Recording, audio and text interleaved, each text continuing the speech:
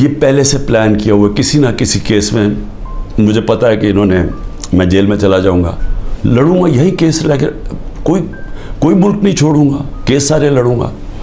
لیکن میں اپنی قوم کو ایک پیغام دینا چاہتا ہوں. دیکھیں, یہ آپ کا بہت بڑا امتحان ہے. اللہ نے آپ کو بڑے امتحان میں ڈالا ہوا ہے.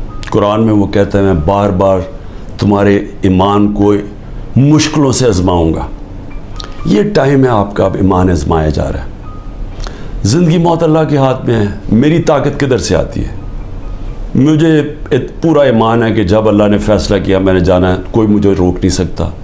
اور اس نے جو مجھے 2 دفعہ بچایا ہے, انہوں نے جو قتل کرنے کی کوشش کی, کیونکہ اس نے بچایا ہے, اس کا فیصلہ تھا, میں نے ابھی نہیں جانا.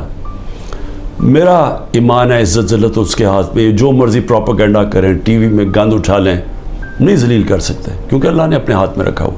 اور رزق اللہ کے ہاتھ میں. جو لوگوں کے گھر توڑے جا رہے ہیں, فیکٹریاں بند کر رہے ہیں, بزنسز بند کر رہے ہیں, اور سوچیں بزنسز بند کر رہے ہیں, کون پاکستان میں پیسے انویسٹ کرے گا؟ مجھے بتائے نا.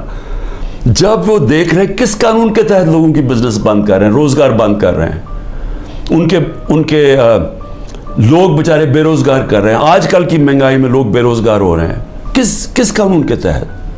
کوئی ان کو فکر نہیں ہے. فرعون بنے ہوئے ہیں, جو مرضی چاہیں کر سکتے ہیں. خوف کہ جو ہماری دہشت پھیل جائے, بس ڈرایا ہوا ہے لوگوں کو. تو پاکستانیوں سن لو میری بات. آپ ہیں محمد مصطفیٰ صلی اللہ علیہ وسلم کے امت, دنیا کے سب سے عظیم لیڈر.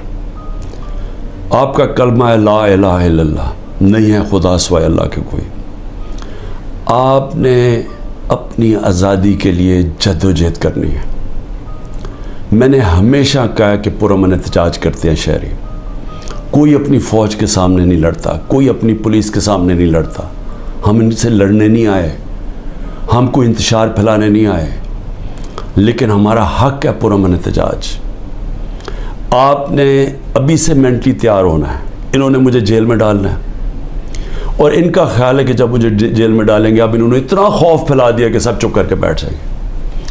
آپ نے اگر یہ ظلم قبول کر لیا, اور یاد رکھیں آپ 25 کروڑ ہیں, اگر 25 کروڑ لوگ سہم گئے اور خوف کے سامنے جھک گئے, تو میں آپ کو بتا رہا ہوں آپ کا کوئی مستقبل نہیں ہے. پھر یا تو یہ کشتیوں میں لوگ نکلیں گے اور بیچارے اسی طرح جان کھوتے رہیں گے, سمندروں میں ڈوبتے رہیں گے, اور وہاں دھکے کھاتے رہیں گے, اور یا پھر جو آپ کے پروفیشنلز ہیں وہ ملک چھوڑ کے, ویسے دنیا میں ڈیمانڈ ہے وہاں چلے جائیں گے. تو ملک کا تو کوئی فیوچر نہیں رہے گا.